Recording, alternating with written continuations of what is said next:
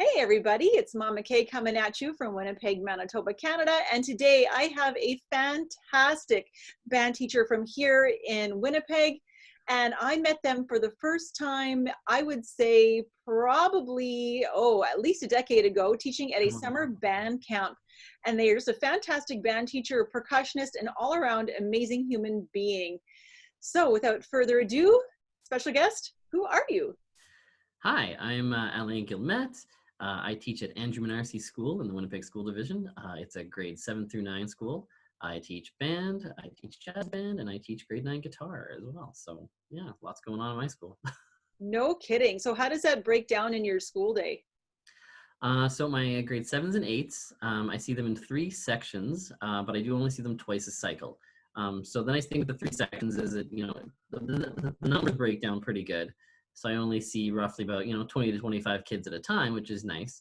And then we come together for our full concerts, for the full band for the concerts. But yeah, I only see them twice a cycle. So it's not a lot, but, we try to get as much done as we can in the time that's given to us. Then my grade 9s, I see them 3 times per cycle, and I see them in 2 different sections. So usually I have about, 50 to 60 kids in my grade 9 band. But yeah, I see them in 2 different classes, so which allows me a little more one-on-one time with the kids, which is nice. I also have a timetabled grade 9 jazz band, which is nice, and that is also 3 times per cycle. I have a grade 7 and 8 jazz that I see before school, and that's kind of an extracurricular thing, kind of just those kiddos who just need that extra challenge and want to play more than the twice a cycle that their band classes allow. And then I have a grade 9 guitar class, which is also 3 times per cycle, so pretty busy. It's amazing all the different things that you offer for the kids in the school, no matter where they're at. It looks like you're ready to meet them. It's pretty cool. Yeah, just do our best, do what we can. And how long have you been there? I've been at AMVC for 9 years now. This is just nearing the end of my 9th year there. So. And where were you before that? My journey to AMVC, let's see, I was at Sergeant Park for 3 years before that, but I was only ever half-time. So in those 3 years there, I also did a half-time term at Charleswood, and I also did a half-time term at Stanley Knowles while I was also at Sergeant Park. So how many years have you been teaching now, Al? I guess this is over 10 now. I don't know. Was that 13 years, 11 years? That's incredible. That? Oh my goodness. So Al, I like to ask this of everybody I'm interviewing, what was your journey to becoming a band teacher from baby Al to where you are now? How in the world did you get into this crazy gig? Well, yeah, it's been quite the journey. Let's see, I started taking drum lessons when I was a kid. My parents asked me kind of one day, hey, we want you to take music lessons. What do you want to do? And I thought about it for a good long while and tried to figure things out. And I definitely remember this as a kid thinking, well, I either want to play drums or saxophone. And I think a large influence of that was incidentally The Muppet Show, because I love The Muppet Show. So that's fun. So I'm pretty sure Animal is my earliest influence as a drummer.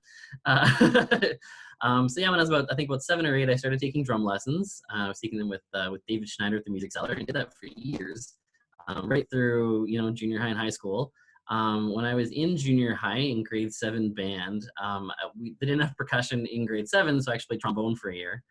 Where did you go? But I was still taking drum lessons. Junior high, I went to École Julie Riel. Went there for grades 6, 7, and 8. That school was just opened at the beginning of my grade 6 year, so I went there for 3 years. I played trombone for a year and then played percussion in grade 8. So that was a lot of fun. And then went off to Collège Jean Sauvé, CJS, for my high school years, and had Simone Gendron and Colin Richardson as my band teachers. And Monique Baker had her for a year as well. So that was a lot of fun, and played percussion all the way through that. And yeah, I went to, when I finished high school, I still wasn't 100% certain what I was going to do. I knew I was going to go into sciences, or I was going to go into music. So I took a year of University 1, and I took some music courses, and I took some science courses with a focus in astronomy. I really liked astronomy. But while that was happening, I was also taking lessons band primer as kind of a track to getting me onto, doing an audition. And, about halfway through that year, I did really like the science stuff, but the music stuff went out, so I did my audition, and I got into the school and never looked back. It was a lot of fun. That's incredible. Yeah. And I know you have been heavily involved in the music scene beyond the classroom. You've had some pretty wild adventures. Can you tell us Not the adventures yet, but what groups have you all played in besides what you do as a job during the day? So yeah, outside of the classroom, yeah, I played in definitely some different bands over the years. Throughout high school and stuff like that, played in different punk bands and stuff just with buddies of mine. After high school, I joined a couple of ska bands. So my first ska band was called HNP, and that was with some friends of mine from school. That broke up after not very long, and that led into the band that I spent a whole lot of time in, which was the Subsidy Dwellers. And I was in that band for about 10 years. In between that, I was in other different groups. I, played in the Afterbeat, and I played in some other different ska bands, the Rusty Far Right Dub Experience, and a whole bunch of different things. And yeah, but the Subsidy Dwellers was that main project. I was with them for 10 years. We did a lot of recording, did a lot of touring. That was a pretty big part of my performing life was that group. Also did, some symphony gigs. I did a ballet gig once, which was a lot of fun. Did an opera gig. I played polka gigs. I've played, like I've been all over the map. It's been pretty fun. It's been just like performance life. And, all kinds of weird things. A lot of gigs with Camerata Nova, which was really neat. Yeah, so did lots of fun ventures over the many years. So now I assume that the story you will share with us might be from your Subsidy Dweller time. So of course, remembering it is a family. Yeah. Family. Oh yeah. What would maybe be the weirdest thing that you have encountered or experienced as a gigging musician, just outside of band life? Again, Yeah. as a road musician or a rock musician. Definitely had some interesting times as a road musician, doing the touring. When Subsidy first got together, we were just touring in like a cargo van that we could rent, and we got really squished. Like there was 8 of us in the group, so we were super squished. So by the end of those tours, we were not the most happy of individuals. So then we upgraded to like one of those Vital Transit minibuses, like those wheelchair buses. So that was a lot more comfortable to tour in.